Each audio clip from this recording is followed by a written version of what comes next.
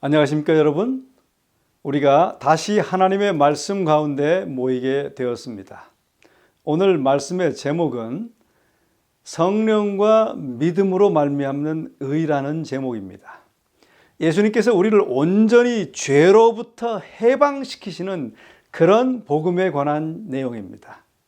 먼저 하나님의 말씀 시편 8편을 좀 보시겠습니다.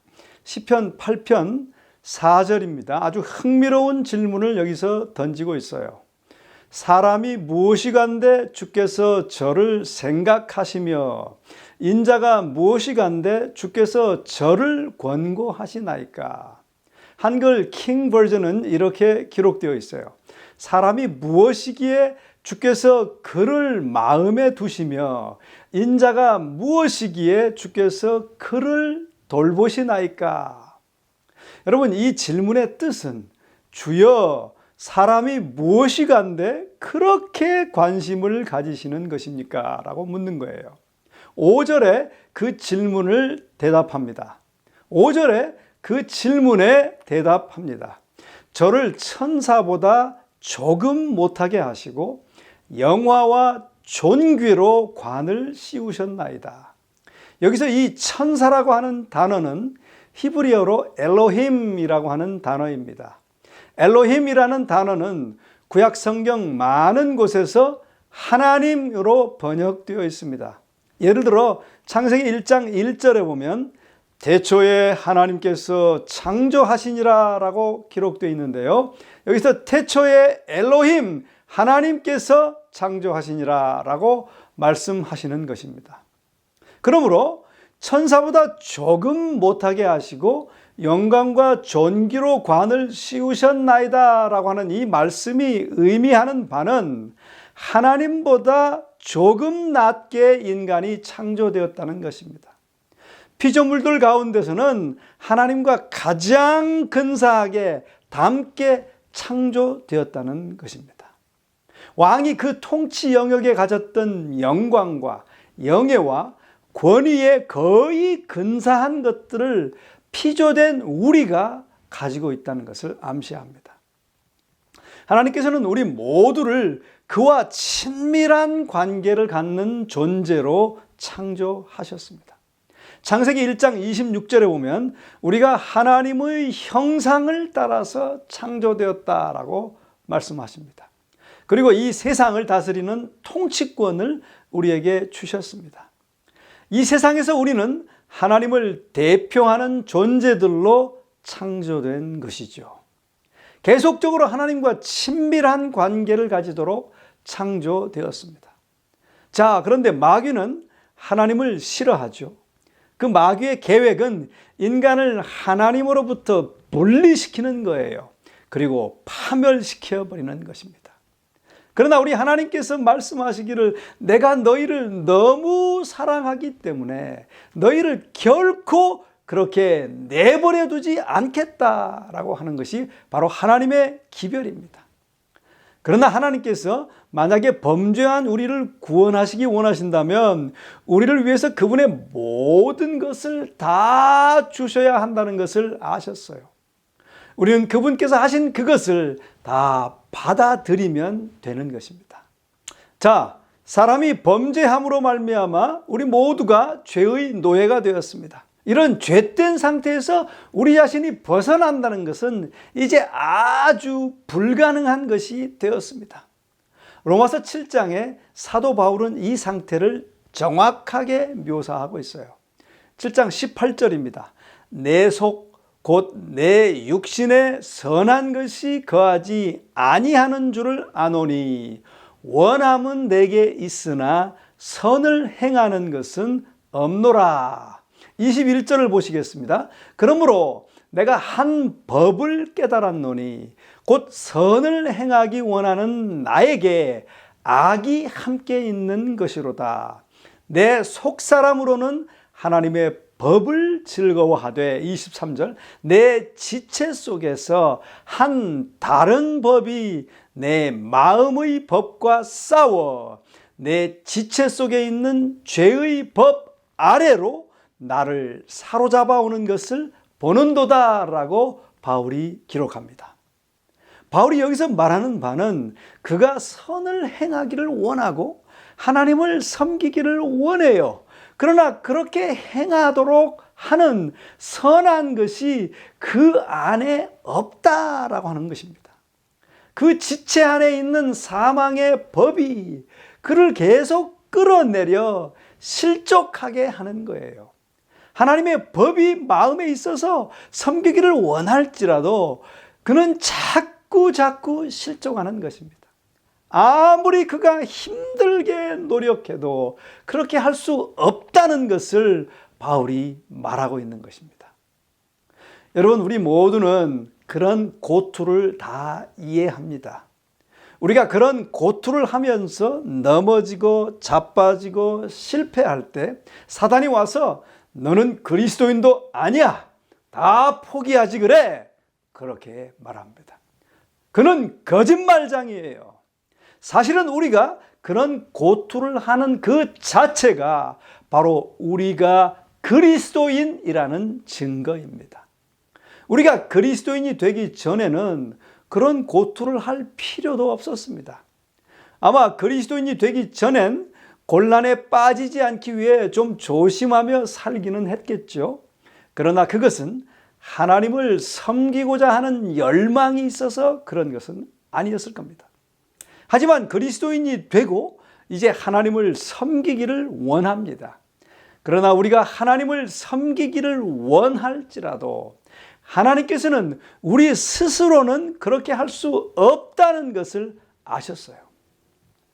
또한 아담과 이브가 범죄했을 때에 하나님께서는 그의 공의를 결코 무시할 수 없었습니다. 그분의 공의로운 심판은 범죄한 자는 죽어야 한다는 것입니다. 그러나 하나님께서는 아담과 이브가 죽는 것을 원치 않으셨어요. 하나님께서는 우리가 죽는 것도 원치 않으십니다. 그러나 죄의 삭은 사망이거든요. 그래서 하나님께서 이렇게 말씀하시는 것입니다. 내가 나의 보좌를 버리고 이 땅에 와서 너희와 똑같은 사람이 될 것이다.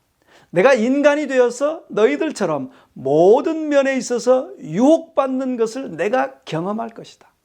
너희들이 직면하는 모든 유혹을 경험하면서 그 모든 유혹을 다 극복하고 이겨낼 것이다. 왜냐하면 그것을 너희들은 할 수 없기 때문에, 너희가 하고 싶어 해도 할 수 없다는 것을 내가 알기 때문에 내가 너희를 위하여 인간으로서 완전한 의를 완성할 것이다 라고 하는 것입니다. 너희들을 위하여 하나님의 율법을 100% 완벽하게 다 순종할 것이다. 왜냐하면 너희들이 원한다 해도 그 율법을 다 그렇게 순종할 수 없기 때문에, 그리고 내 자신을 십자가에 달리게 해서 너희들의 모든 죄가 나에게 다 놓여지고 그 죄들로 내가 완전히 얽매여져서 나와 하나님과의 영원한 관계가 이제 단절될 것이다. 나의 하나님 어찌하여 나를 버리셨나이까 라고 외쳐야 할 정도로 하나님으로부터 끊겨지는 경험을 너희들 대신 내가 할 것이다. 너희들이 져야 되는 그 사망의 형벌을 너희들을 위하여 내가 겪을 것이다. 그리고 너희가 예수님을 너희의 개인의 구세주로 받아들이면 그가 너희 죄 때문에 죽었기 때문에 이제 영원한 생명을 너희들에게 제공해 주게 된다. 너희들이 해야 하는 것은 그저 알겠습니다, 제가 받아들이겠습니다 라고 하면 된다 하는 것입니다. 그에 더하여 너희가 그리스도를 너희들의 개인의 구세주로 받아들일 때 그의 완전한 의, 그의 완전한 순종을 너희에게 주겠다. 여기 있으니 가져가라 라고 말하시는 것입니다. 너희가 할 것은 그저 알겠습니다 하고 받는 거라. 너희가 할 것은 그저 알겠습니다 하고 받으면 되는 거야. 그러면 너희가 온 우주 앞에서 의롭다고 선언되어지게 된다. 예수님의 의를 옷 입는 것이다. 너희가 해야 될 유일의 것은 알겠습니다, 받겠습니다 라고 하는 것이다 라고 하는 거예요. 여러분, 제가 지금 방금 요약해서 말씀드린 것은 성경에서 말하는 믿음으로 말미암아 의롭게 된다라고 하는 내용입니다.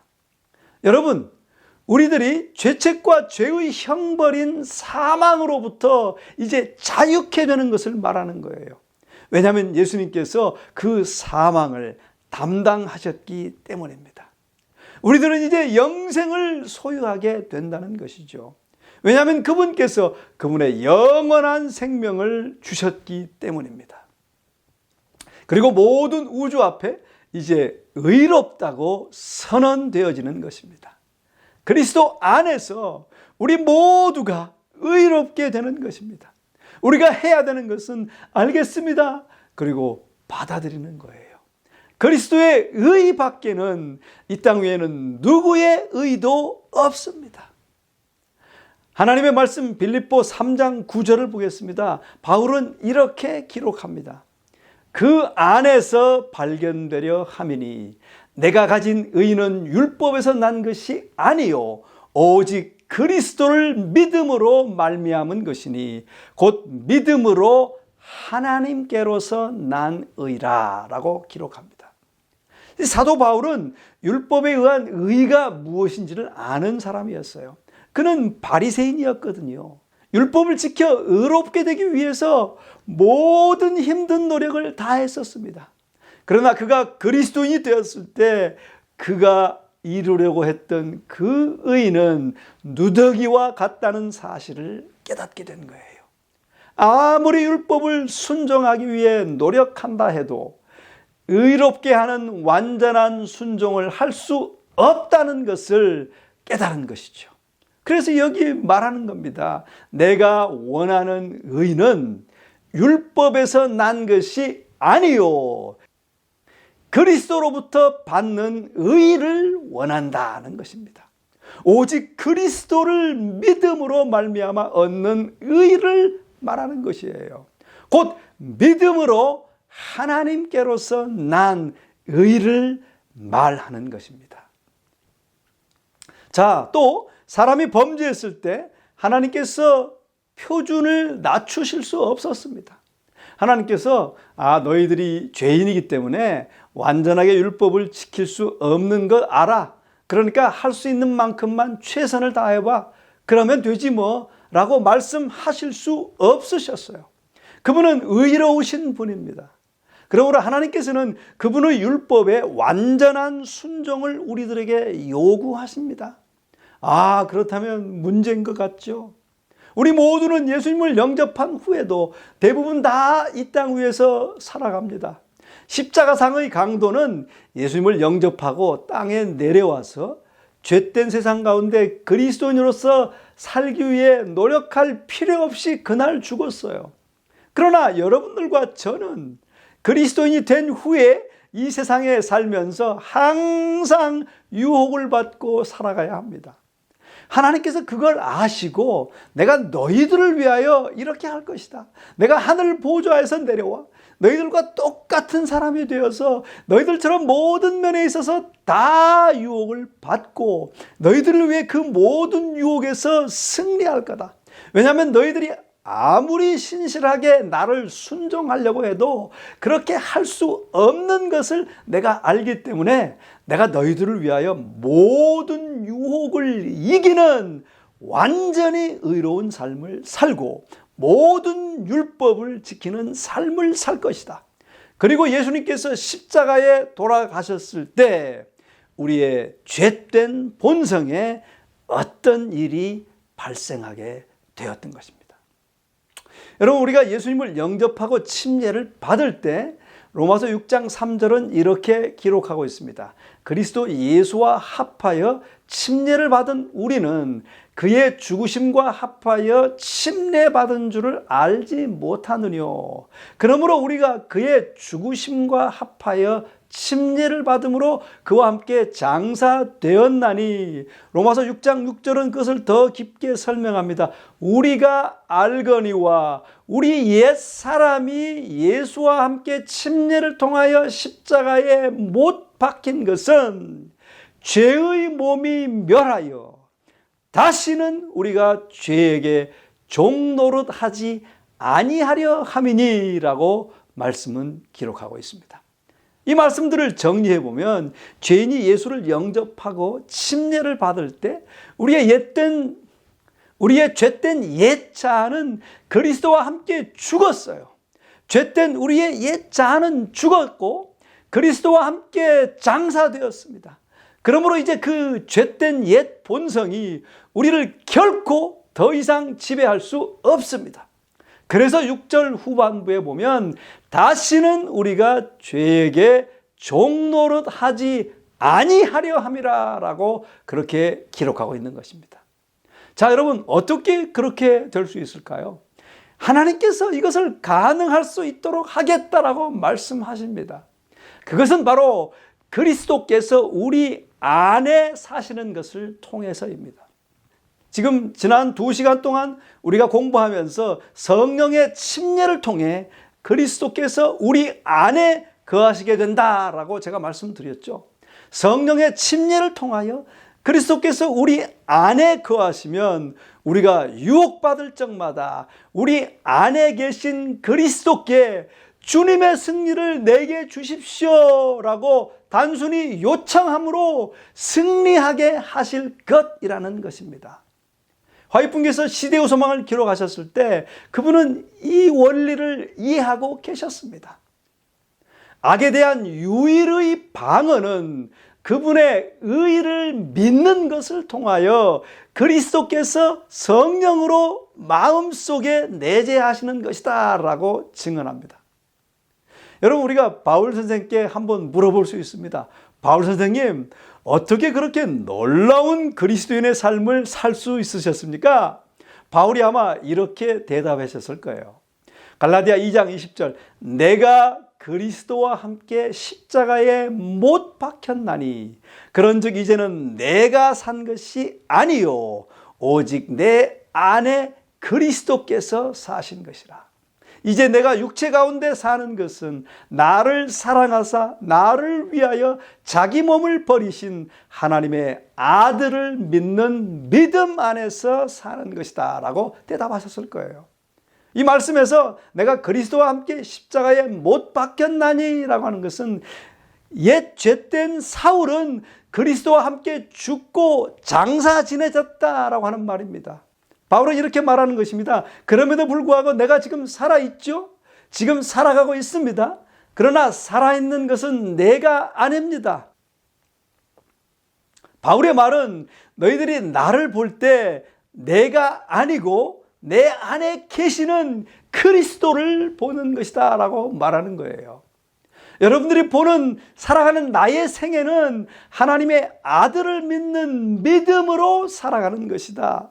하나님의 아들을 믿는 믿음으로 산다라고 하는 말은 그리스도께서 우리 안에 계셔서 하나님만을 신실히 의지하시면서 사신 그 순종의 삶을 그리스도께서 우리 안에서 살아내시는 것을 신뢰하며 산다는 것을 말하는 것입니다. 히브리 12장 1절 2절에는 이런 말씀이 기록되어 있습니다. 모든 무거운 것과 얽매이기 쉬운 죄를 벗어버리고 온전케 하시는 이인 예수를 바라보자 라고 기록합니다. 히브리서 12장 1절 2절에 의하면 바울이 유혹을 받을 적마다 이렇게 말하는 것입니다. 얽매이기 쉬운 죄와 모든 짐을 벗어버리고. 여러분, 우리 모두는 얽매이기 쉬운 죄를 가지고 있습니다. 여러분들의 얽매이기 쉬운 죄를 여러분들이 잘 아실 거예요. 저도 저의 얽매이기 쉬운 죄를 잘 압니다. 그 모든 얽매이기 쉬운 죄를 다 벗어버리고 어떻게 하라고요? 예수님을 바라보라고요. 유혹을 극복하기 위해서 우리의 인간적인 논리적인 생각은 내가 유혹을 이기기 위해서 하나님께 도움을 요청해야 한다는 것입니다. 여러분, 얼마나 많은 도움이 필요할까요? 한 10%만 도와주시면 이길 수 있을까요? 한 50%면 이길 수 있습니까? 여러분, 100%가 필요합니다. 제가 오늘 말씀드립니다. 유혹을 이기기 위한 노력을 멈추시기 바랍니다. 유혹을 이기기 위한 싸움을 이제 그만하시기 바랍니다. 만약에 여러분이 그렇게 계속 하시면 우리를 위해서 하시는 예수님의 일을 방해하는 일이에요. 여러분, 우리는 종종 우리의 의지를 하나님께 드리는 것과 우리의 의지의 힘을 혼동합니다. 우리가 의지를 가지고 있지만 우리는 의지의 힘을 이제 다 상실했습니다. 여러분들의 의지를 하나님께 드리는 것은 그 유혹으로부터 돌아서서 하나님, 제가 이 유혹과 맞서고 싶지 않습니다. 그리고 하나님께서 일하시도록 선택하는 것입니다. 그러면서 예수님께 승리를 해달라고 구하며 그분이 능력을 가지고 계십니다라고 믿는 것을 말하는 것입니다. 어떻게 그런 일이 되어지는 것일까요? 자, 이제 제가 마트에서 계산대 라인에 서 있다고 가정합시다. 지금 굉장히 급해요. 빨리 가서 해야 할 일이 많이 있습니다. 바로 앞에 있는 사람이 이제 계산이 다 끝났어요. 아, 이제 내 차례구나 생각합니다. 그런데 그 사람과 그 점원이 이 대화를 하기 시작합니다. 자, 그럴 때 어떤 느낌이 듭니까? 아이고, 나 지금 바쁜데 좀 빨리 가야 하는데, 계산이 끝났으면 빨리 가지 뭐 하는 거야? 짜증이 나기 시작하죠. 그 짜증은 바로 분노로 치닫습니다.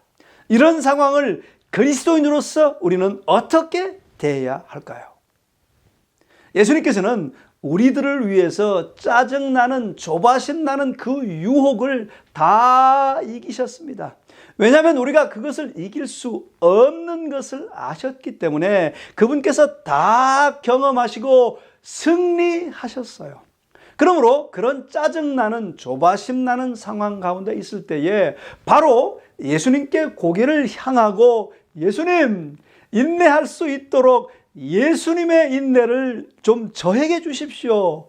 그분이 주실 거라고 여러분이 믿으시면 그분께서 주십니다. 그렇게 하시면 여러분들이 그 유혹에서, 조바심이 나게 하는 그 상황에서 여러분의 의지를 예수님께 드리는 그런 선택을 한 것입니다. 그리고 그 상황에서 승리를 주시는 예수님께 의지하게 된 것이에요.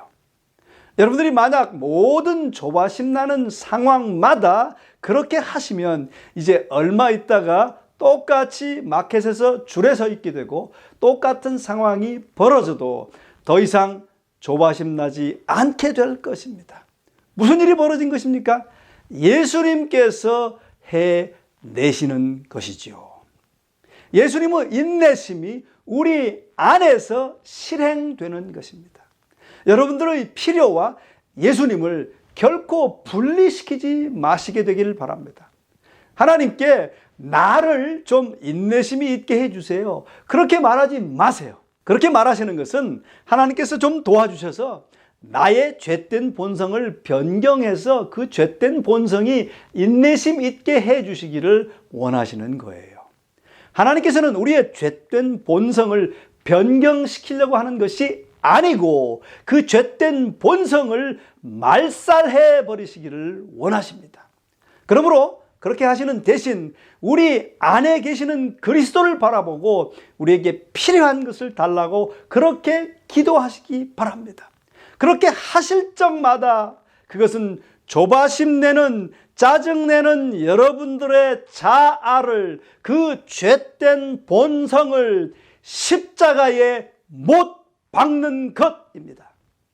그래서 바울은 내가 매일 죽노라 그렇게 말했습니다. 우리 안에 있는 죄된 본성의 어떤 면들이 나를 컨트롤, 나를 지배하려고 할 때에 우리는 그것을 십자가에 못 박는 일을 해야 합니다. 그것은 죄된 본성들어 다시 무덤으로 들어가라 하고 말하는 거예요. 왜냐하면 그 죄된 자아가 항상 살아 일어나려고 하고 다시 와서 우리를 지배하려고 하기 때문이에요. 다시 그것을 십자가에 매달아 버려야 합니다. 그리고 무덤에 묻어버려야 해요. 그리고 예수님, 내 안에 계신 예수님께서 생애해 주십시오. 그래서 내 죄된 본성 말고 예수님 당신의 인내심으로 이기게 해 주십시오라고 하시기를 바랍니다. 여러분, 우리는 타인에 의하여 상처받은 경험들이 많습니다. 우리가 그런 상처를 받을 때 상처 준 사람들을 향하여 분노합니다. 그 사람에 대하여 아주 나쁜 생각들을 하게 되죠. 그 사람들을 좋아하지 않습니다. 그 사람들이 밉습니다. 그래서 목사님한테 가서 그 사람들이 나쁜 사람이니까 목사님도 좀 미워해야 된다고 그런 식으로 말합니다. 그리고 또 다른 사람들한테 가서 그 사람이 아주 나쁜 사람이니까 좋아하지 말라고 그렇게 말합니다. 그리고 그 사람에게 아주 좋지 않은 일이 벌어지면 속으로 굉장히 기분이 좋습니다. 아, 나에게 그렇게 나쁘게 하더니 잘 됐다. 마땅히 받을 벌을 받았다라고 그렇게 생각해요. 그래도 마음 한구석에는 또 다른 생각이 듭니다. 아, 내가 그리스도인인데 내가 그들을 용서해야 되잖아. 네, 예수님, 내가 용서합니다. 그들을 위해서 그리고 기도해요. 그래도 그 사람에게 무슨 좋지 않은 일이 생기면 기분이 좋습니다. 그것은 내가 그 사람을 진정으로 용서하지 않았다는 것입니다. 우리는 용서의 사람들이 아니에요. 우리는 본성적으로 죄인입니다. 우리는 원수 갚기를 아주 원하는 사람들입니다. 우리는 결코 용서하지 않습니다. 우리는 나쁘다고 생각되는 사람들에게 안 좋은 일이 생기기를 바라는 그런 사람들이에요. 예수님이 그걸 다 아셨어요. 예수님께서 그런 우리를 위하여 이 땅 위에 오셔서 우리 중의 하나가 되시고 용서하기 매우 어려운 그 모든 유혹들에 노출되셨어요. 그래서 용서하기 어려운 모든 유혹들을 예수님이 다 아세요. 정말 너무너무 결코 용서할 수 없는 유혹을 예수님께서 다 경험하셨습니다. 폭도들에게 인정사정 없이 끌려가셨어요. 그 폭도들의 불법 재판을 받게 되었고 날카로운 쇠붙이가 달린 갈고리 채찍으로 예수님을 쳐서 살점이 뚝뚝 떨어지게 했습니다. 얼굴을 주먹으로 쳤고요. 수염을 잡아당기면서 모욕하고 수치스럽게 했습니다. 가시면류관을 머리에 아주 꽉 눌러 세웠을 때 이마에서 피가 줄줄 흐르기 시작했습니다. 그 십자가를 지고 가시다가 쓰러지셔서 십자가에 짓눌리시고 그 십자가에 눕혀서 못 박혀지셨어요. 그리고 십자가를 세워서 십자가에 매달리신 그분을 개의치 않고 십자가 밑둥이가 들어가도록 파놓은 구덩이에 던져버렸습니다. 쿵 하고 십자가가 구덩이에 떨어졌을 때 여러분, 그 얼마나 너무너무 고통스러웠을까요? 그때에도 예수님이 뭐라고 말씀하셨나요? 아버지여, 저들을 용서하여 주시옵소서. 여러분, 우리를 위하여 용서하셨습니다. 왜냐하면 우리가 아무도 용서할 수 없는 존재들인 것을 아셨기 때문에 그분이 바로 그 용서를 해 놓으신 것입니다. 우리 모두가 다 마음의 상처를 받은 경험이 있고 우리가 용서할 수 없는 유혹을 받고 그런 용서할 수 없는 사람들이 우리 주변에 있습니다. 제가 지금 말씀드립니다. 제발 내가 그들을 용서하려고 노력하지 마십시오. 여러분은 용서할 수 없어요. 내가 용서하면 어떤 약간의 감정의 변화를 경험할 수 있을지도 모르지만 그것은 진정한 용서가 아닙니다. 대신 우리 안에 사시는 그리스도께 구하십시오. 그들에 대한 그리스도의 용서를 나에게 달라고 기도하십시오. 네덜란드에 코리텐 붐 여사라는 분이 있습니다. 이분은 2차 대전 때 독일의 나치 치하 수용소에서 말할 수 없는 잔인한 학대와 핍박을 받았습니다. 코리텐붐 여사의 언니는 독일의 그 수용소에서 나치들의 고문에 못 이겨 그만 먼저 세상을 떠나고 말았습니다. 전쟁이 끝났을 때 코리 여사는 얼마나 독일 사람들이 미웠는지 모릅니다. 히틀러나 그의 잔당들이나 자기를 고문하던 그 대상들이 얼마나 미웠는지 몰라요. 그럼에도 불구하고 하나님께서는 이 코리텐붐 여사의 마음속에 주님의 사랑의 복음을 전하도록 부르셨습니다. 코리 여사는 전쟁이 끝난 후 독일의 마을을 찾아다니면서 그리스도의 사랑의 복음을 전했습니다. 어느 날 독일의 한 마을에 가서 복음을 전했어요. 설교가 끝나고 많은 사람들이 이 코리 여사와 인사하기 위해 기다립니다. 이 여사는 줄을 서서 기다리며 자기 앞으로 다가오는 얼굴 가운데 뜻밖에도 독일의 그 나치 감옥에서 자기를 고문하고 자기 언니의 목숨을 앗아갔던 간수의 얼굴을 보게 되었습니다. 원수를 만난 것이에요. 코리 여사는 자서전에 이것을 이렇게 기록하고 있습니다. 그 순간 내 심장은 얼어붙는 것 같았다. 나는 한마디로 하나님, 저 인간만은 용서할 수가 없습니다 라고 말했다. 이것이 코리 여사의 마음이었어요. 그러나 용서의 사랑을 외치고 있던 이 코리 여사의 앞을 향해서 자기에게 결정적인 피해를 입혔던, 쳐 죽이고 싶었던 그가 한 걸음 한 걸음 다가옵니다. 하나님은 계속 이 코리 여사의 마음속에 이렇게 말씀하고 있었습니다. 코리야, 용서하거라. 하나님, 저 인간만은 용서할 수 없어요. 하나님, 용서하거라. 못해요. 이렇게 내적인 싸움을 하고 있는 동안에 그 원수 같은 사람은 벌써 코리 여사의 눈앞에까지 왔습니다. 그때 하나님께서 그녀의 마음속에 속삭이셨습니다. 코리야, 내 손을 내밀어라. 그렇게 하면 된다. 코리야, 내 손을 내밀어라. 그러기만 하면 된다. 마침내 용서할 수 있는 힘을 주십사라고 하는 절망적인 기도와 함께 코리텐붐이 손을 내밀었습니다. 그 순간 참으로 놀라운 일이 일어났습니다. 마치 강력한 전류가 그의 어깨와 팔을 통해 손으로 흘러 들어가는 것을 느꼈습니다. 분노는 녹아버렸고 용서하는 사랑이 저항할 수 없는 강한 힘으로 그 마음 속에서 용솟음쳐 올라왔습니다. 그리고 그 남자를 용서하고 그를 껴안아줄 수 있었습니다. 여러분, 진정한 용서는 예수님의 용서를 받음으로써만 가능합니다. 성령의 임재를 통하여 우리 안에 계신 그 예수님의 용서로서만 용서가 가능한 것입니다. 제가 이 말씀들을 깨닫게 되면서 또 다른 성경의 말씀들을 더 깊게 이해하게 되었습니다. 마태복음 1장 21절에 보면 저희를 저희 죄로부터 구원하신다라고 기록하고 있어요. 저희 죄 가운데 구원하는 것이 아니다라고 하는 이 말씀을 제가 이해하게 되었습니다. 또 로마서 5장 10절의 말씀을 이해하게 되었습니다. 그 말씀은 이렇게 기록되어 있어요. 그의 살으심을 인하여 구원을 얻을 것이니라. 그렇게 기록하고 있어요. 여러분, 우리에게는 살아있는 구세주가 계십니다. 그분이 우리 안에 들어오셔서 그분의 순종의 삶을 살아내 주시기를 그분이 원하십니다. 그 살으심을 인하여 구원을 얻게 하려고 우리를 향하여 갈망하고 계십니다. 고린도후서 12장에 보면 사도 바울이 육체에 가시가 있었습니다. 하나님께 3번씩이나 그 가시를 제거해 달라고 기도했습니다. 그런데 하나님께서 그렇게 해 주시지 않으셨어요. 아마 우리들도 그 비슷한 경험들이 있으실 겁니다. 우리가 아주 싫어하는, 우리를 공격해 오는 유혹들이 있어요. 그런 유혹들을 우리가 원치 않습니다.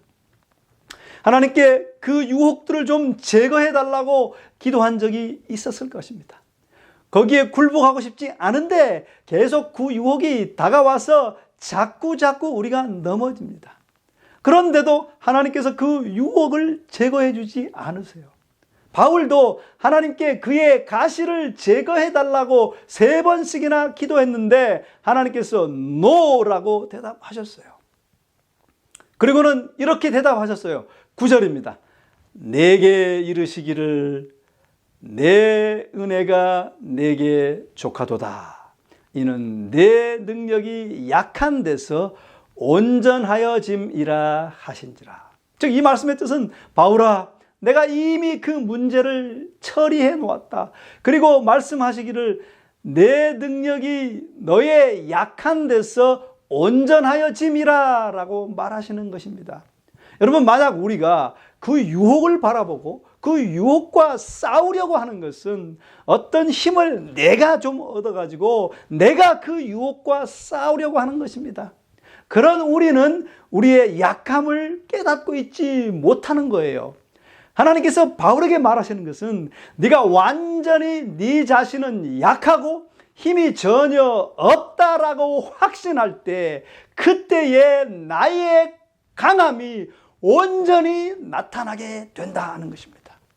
그러므로 여러분, 우리가 유혹을 바라보고 유혹을 이기려고 우리가 싸우려고 노력하는 것은 사실 하나님께서 그것을 이기도록 하시려는 것을 우리가 방해하는 것입니다.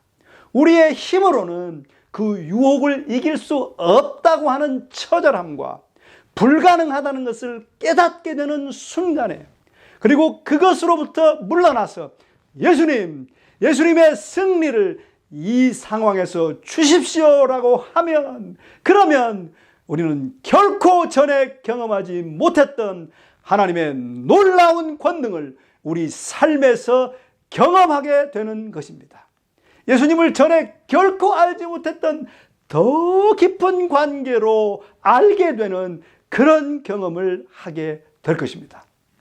그렇게 하심으로 주님은 매일 매순간 우리의 죄와 유혹으로부터 우리를 진정으로 구원하시는 구세주가 되시는 것입니다. 9절은 계속해서 이렇게 기록하고 있습니다. 이러므로 도리어 크게 기뻐함으로 나의 여러 약한 것들에 대하여 자랑하리니 이는 그리스도의 능력으로 내게 머물게 하려 함이라. 여러분, 얽매이기 쉬운 죄를 제거해 주시지 않아 우리 가운데 있을 때 우리가 그것을 이기기에는 무능하다라고 느끼는 순간 우리는 반드시 그리스도의 능력을 경험하게 되기 때문에 그 약한 것 때문에 우리는 하나님께 더욱더 감사하게 된다라고 하는 말씀입니다. 고린도전서 1장 29절에 이렇게 기록하고 있어요.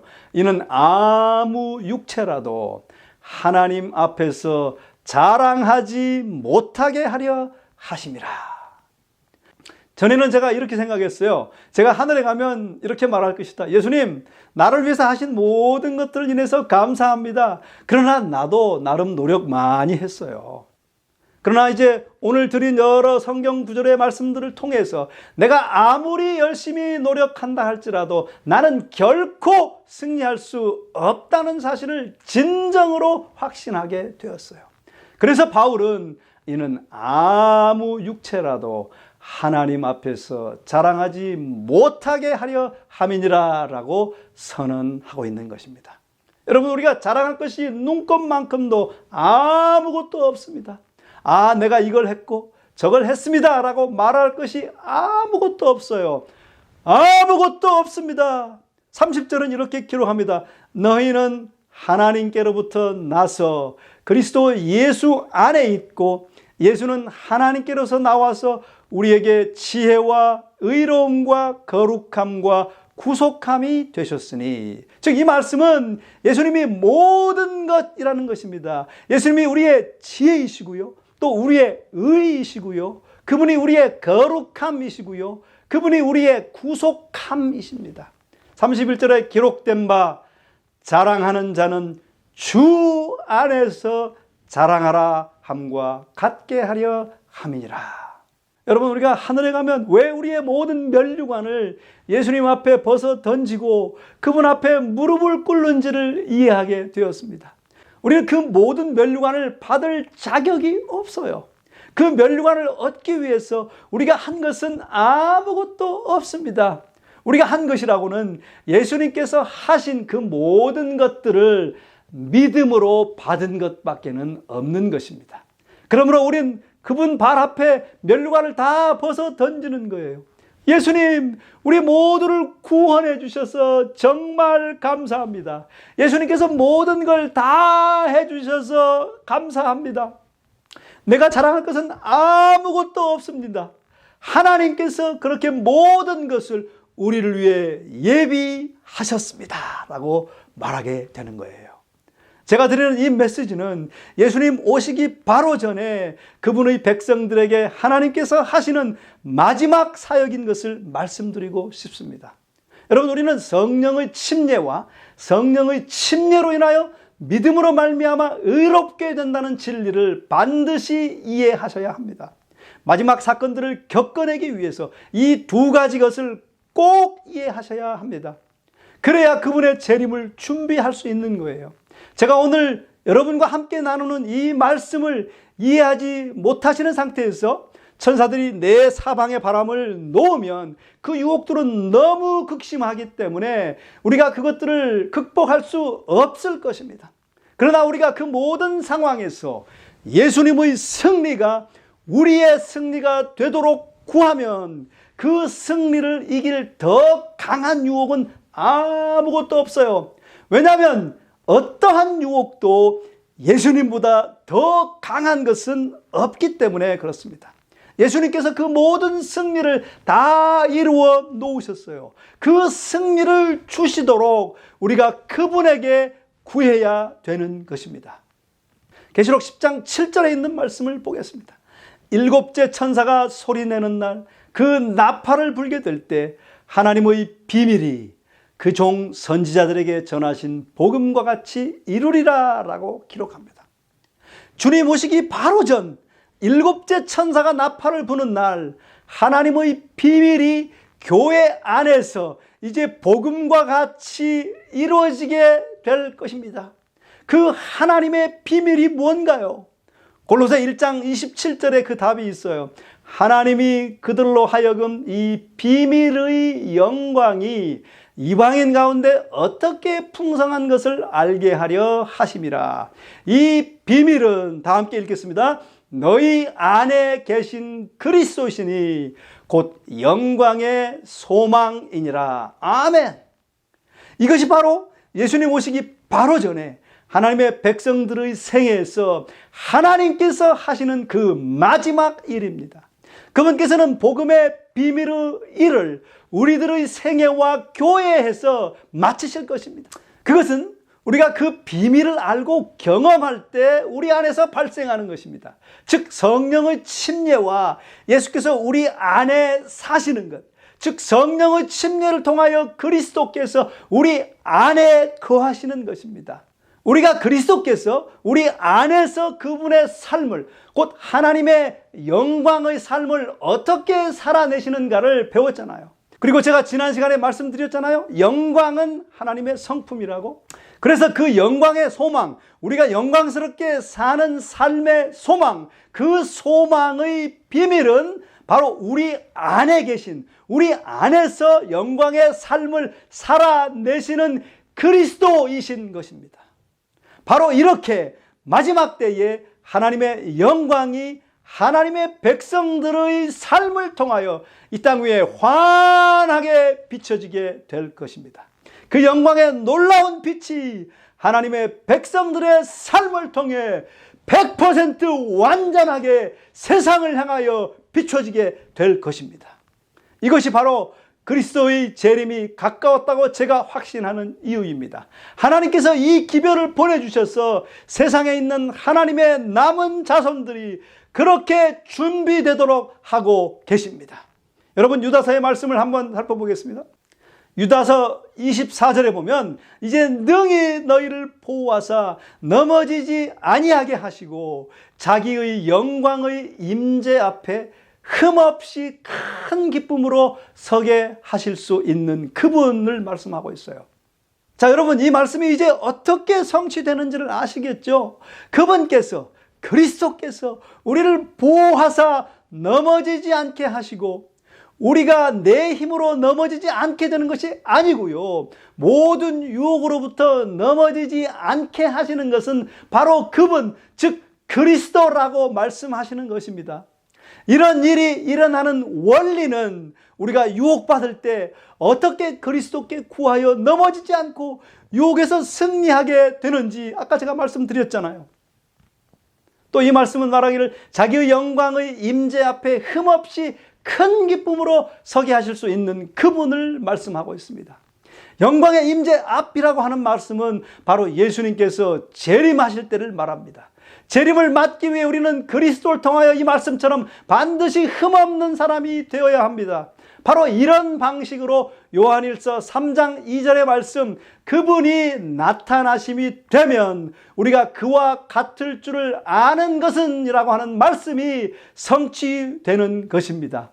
우리가 그와 같아지는 이유는 우리가 바로 그분일 것이기 때문이에요. 즉 우리 안에서 100% 그분께서, 그분이 보여지시기 때문에 그런 것입니다. 그래서 그의 계신 그대로 볼 것을 인함이니라고 기록하고 있는 것이에요. 여러분, 예수님께서 그 모든 영광과 함께 이 땅 위에 강림하실 때 그 모든 영광 앞에 우리가 그의 존전에 서야 합니다. 그분의 그 영광 때문에 다른 모든 죄인들은 다 소멸되어 버려요. 그러나 그 영광 앞에서도 우리는 소멸되지 않고 그 존전에 대면하여 설 수 있게 되는 것입니다.